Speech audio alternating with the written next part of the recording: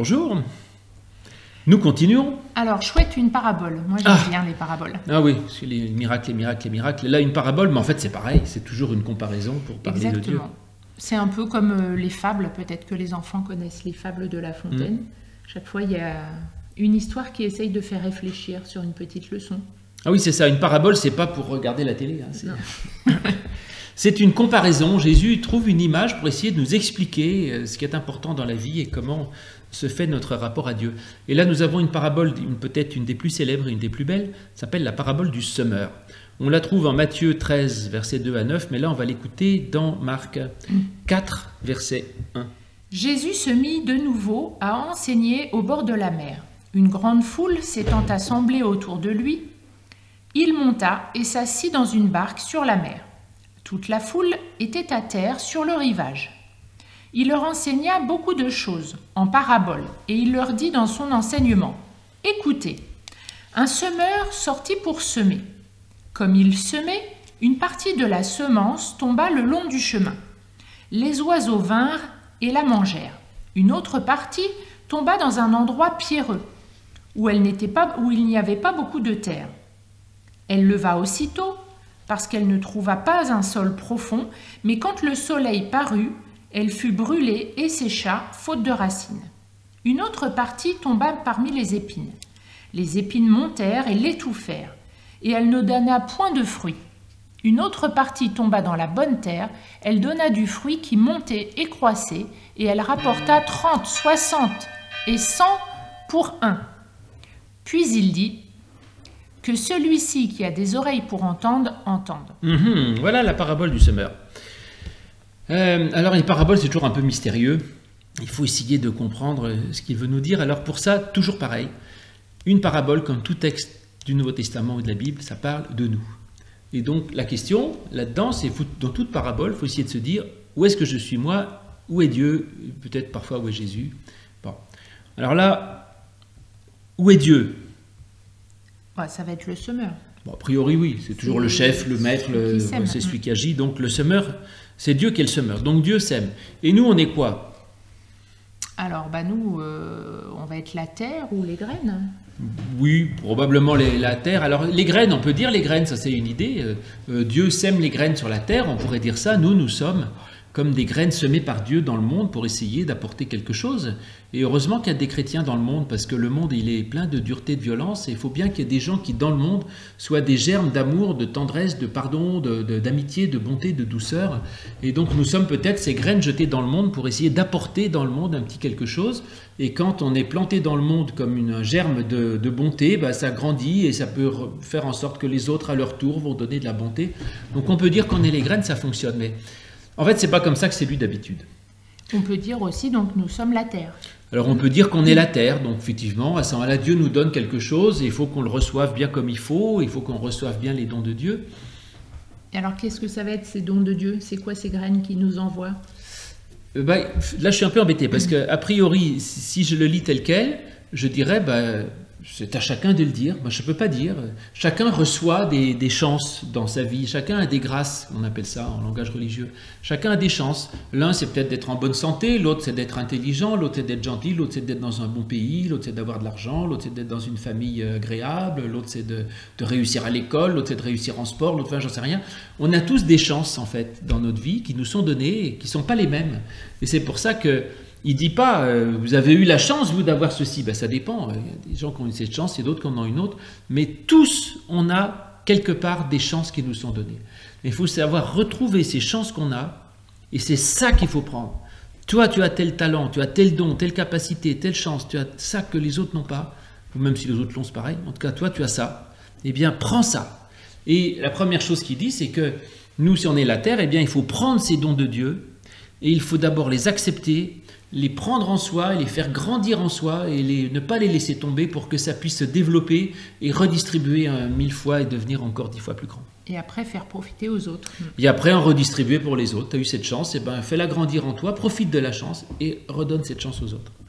Ça, c'est l'explication qui me viendrait à l'esprit. Malheureusement, on a Jésus donne une explication de la parabole et ce n'est pas tout à fait la mienne. C'est assez rare d'ailleurs qu'il explique lui-même. C'est très rare. C'est très rare que Jésus explique la parabole. Là, il y a celle-là, puis une autre, en fait, celle du bon grain et de l'ivraie, je crois. Et là, il donne l'explication un peu plus loin, en Marc 4, verset 14. Alors voilà ce qu'il dit.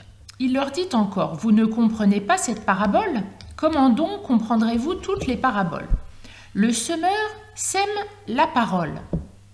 Les uns sont le long du chemin où la parole est semée. Ah oui, alors, donc là, l'explication que donne Jésus, c'est qu'il dit, ce qui a été reçu, c'est la parole. C'est la parole de Dieu, c'est l'évangile. Alors pourquoi est-ce qu'il donne cette explication? Parce que, je vous ai dit, chacun a quelque chose qu'il a reçu de Dieu. Mais là, il va donner l'explication pour ses disciples. C'est-à-dire, c'est pas pour tout le monde, c'est pour eux. Il dit pour vous. Voilà ce que ça signifie. Et la principale chance qu'avaient eu les disciples de Jésus, ceux qui étaient avec lui, c'était d'avoir entendu l'enseignement du Christ. Et nous aussi, d'ailleurs, en tant que chrétiens, on a cette chance d'avoir reçu cette parole, parce qu'il y en a, on leur a jamais expliqué que c'était une bonne idée d'apporter la paix, de vivre fraternellement. Ils ne le savent pas, en fait. Et nous, on a cette chance. Donc, il dit peut-être que le premier des cadeaux, la première des chances, c'est d'avoir reçu cette parole, qui est une parole de grâce, d'amour et de paix qui nous est donnée. Et après, on va voir cette parole, qu'est-ce qu'on en fait. Alors, il va donner tous les exemples, et on va le voir, c'est très imagé, j'aurais pas besoin de le commenter. Il dit, il y a des gens qui l'écoutent, ah oui, c'est super, c'est génial, et puis après, ils oublient.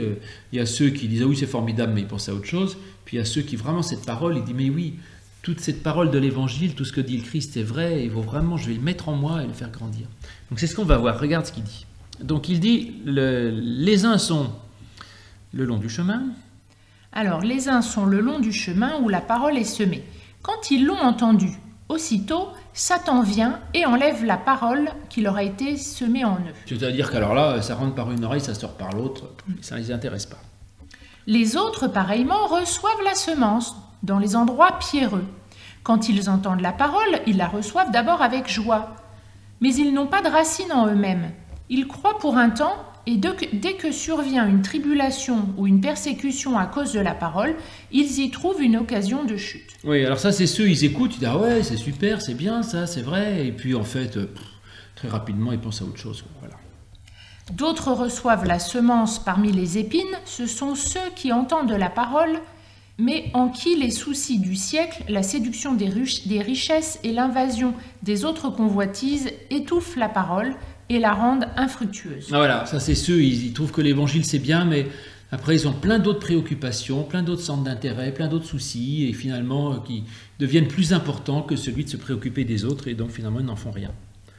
D'autres reçoivent la semence dans la bonne terre, ce sont ceux qui entendent la parole, la reçoivent et portent du fruit, 30, 60 et 100 pour un. Alors ça c'est bien, voilà ceux qui écoutent la parole, qui la font grandir en eux. Alors ça n'est pas juste de dire il faut bien écouter le catéchisme pour faire des bonnes œuvres après, c'est vraiment de prendre cette parole, de la mettre en soi, qu'elle grandisse en soi pour qu'on devienne soi-même parole.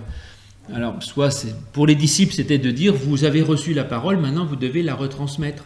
Alors vous le retransmettrez plus tard, pour l'instant on ne vous demande pas d'aller faire des leçons de catéchisme à vos amis à l'école, mais on peut dire que par-delà la parole c'est pas juste la leçon de catéchisme. C'est tout ce que Dieu dit à notre cœur.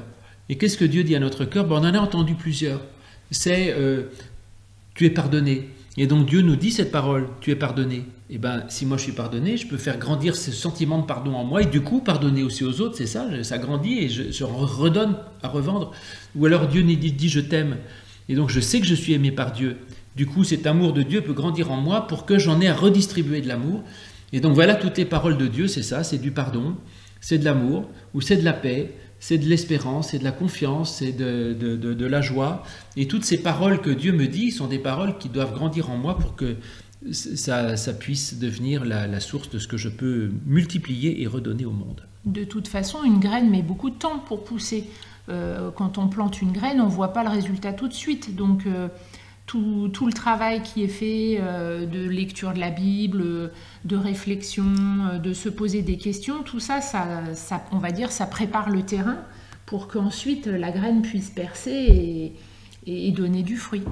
C'est vrai que tu peux dire ça. Tu peux dire même les enfants, je dirais, est-ce qu'à leur âge, ils sont capables d'aller prêcher la parole, de dire aux autres que c'est important de croire en Dieu, etc. C'est peut-être pas évident. Peut-être que les enfants sont dans la phase où on se nourrit de ça. Donc je me nourris de la parole. Pour l'instant, vous recevez cette parole, mettez-la en vous, mettez-la au fond de votre cœur.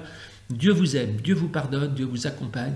Mettez ça dans votre cœur. C'est peut-être ce qu'il y a à faire pour le moment. Plus tard, si ça grandit en vous, vous pourrez être des chrétiens extraordinaires qui rayonnaient, qui témoignaient, qui transmettaient la parole. Chacun a sa vitesse, de toute façon. Chacun a sa vitesse. Mais je pense que déjà, même quel que soit l'âge et quel que soit le niveau, quand on se sait aimer, on peut toujours essayer d'apprendre à aimer un petit peu. Donc on donne peut-être pas 100 grains pour un, mais il y a toujours un petit grain qu'on peut redonner.